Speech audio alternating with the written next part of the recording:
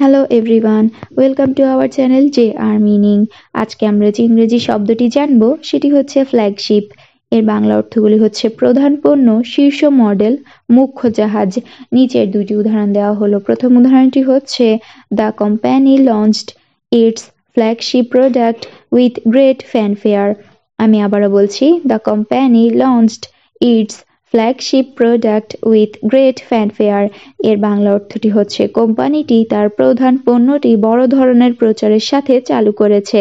দ্বিতীয় উদাহরণটি হচ্ছে the flagship store is located in the সিটিজ main shopping district. আমি আবারও বলছি, the flagship store is located in the সিটিজ main shopping district.